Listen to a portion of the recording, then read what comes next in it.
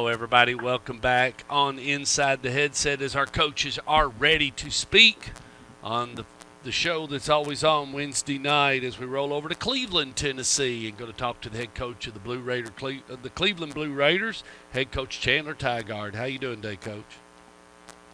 I'm doing good, Stork. How are you, buddy? I'm doing good. Made a long trip last Friday night and going to make another one, but rolling and through the season and enjoying it. And looks like you're enjoying it too. You're 2-0 and came away with a big win against McMinn. Yeah, so far so good. We had a good win against McMahon. That's kind of a rivalry game down here. Definitely a blue collar type game. They run a triple option ball control offense, and we knew it was going to be close. So it was good to finish 2-0, and then we're trying to go 3-0 this week for the first time in like 6 years. Well, and how was it for your first Friday night being at home and at a traditional school of the Blue Raider tradition? And did you have a big time? Yeah, so we had a great crowd. It was packed out. McMahon brought a good crowd.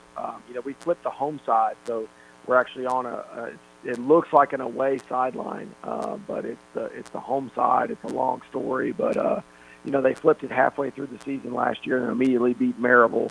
So then now it's sticking once you do that. So we're on the smaller side until we get it kind of renovated. But it was a good home crowd. We had a live DJ, we had the band. I mean, we had all the cool stuff that we're kind of known for doing.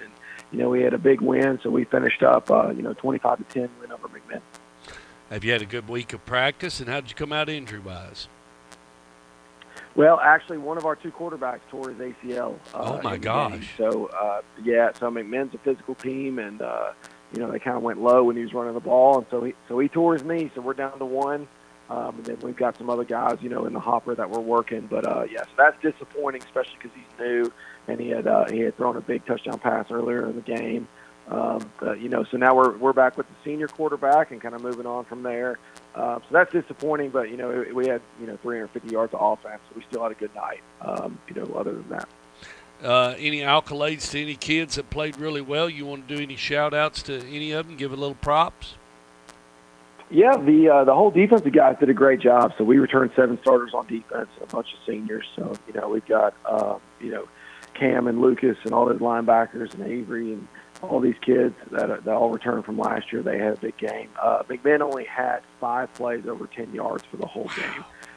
So defensively, we did a really good job there. So we're excited about that. And L.J. Adams, our senior quarterback, he caught a 60-yard pass earlier in the game, but then threw for 79 yards and ran for over 100 yards and 2 scores. So he had a big game. So we're doing good, man. The offense isn't really going like we'd like we're kind of used to, but we're still putting up yards and points and still playing an exciting brand of football. But the defense is really holding us strong right now.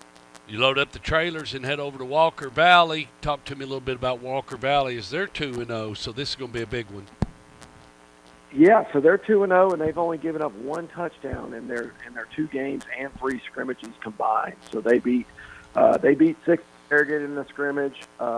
They beat South Pittsburgh, who's like number 1 in single A in the scrimmage, and then they beat Notre Dame and Polk County 48-0 and 49-8. So they're feeling pretty good. They've got a bunch of seniors. It's going to be a big atmosphere because that's a rivalry game for us. That's the county school. That's the smaller county school. So you've got Bradley Central here in town, but then you got Walker Valley, the 5A county school. And it's about 12 minutes from campus, and they've got a band with about 300 kids and 35 tubas, and it's a rocking atmosphere on a Friday night. So it's going to be a good test for us. Well, everything else going all right with your family, and you enjoying your trek as you are in Cleveland? Yeah, it's going great. So Lauren's doing really well with the real estate stuff down here, and then the kids are loving school. So my third string quarterback, Chase Stevens, his mom actually teaches camp, my 7-year-old at school. So he's in the first grade over there. So it's going, man. It couldn't be going better. We've got all the coaches that came down here with us from Blackman, and they're loving it. So, man, it couldn't be better down here in Cleveland. Well, you'll be able to go back to where it all started here real soon as college football kicks in. You'll be able to go up to the University of Tennessee and watch a couple of games, I'm sure. Yeah, so we're playing on that, especially during the bye week. So during our bye week, we're going to go up and watch Bearden and Maryville play, and we'll stay up in Maryville and go to a Vols game probably the next day. But man, we just got to get through these non-region games, and then our region right now, 5 out of 6 teams are ranked in the top 11 in 6A football. So we keep having these tough non-region games. Man, once we hit this region slate starting next week at Farragut, it doesn't get any easier for us. Yeah, it's that's going to be a wild region as it kind of treks out to see who kind of comes out to get ready for in the week 3 slot.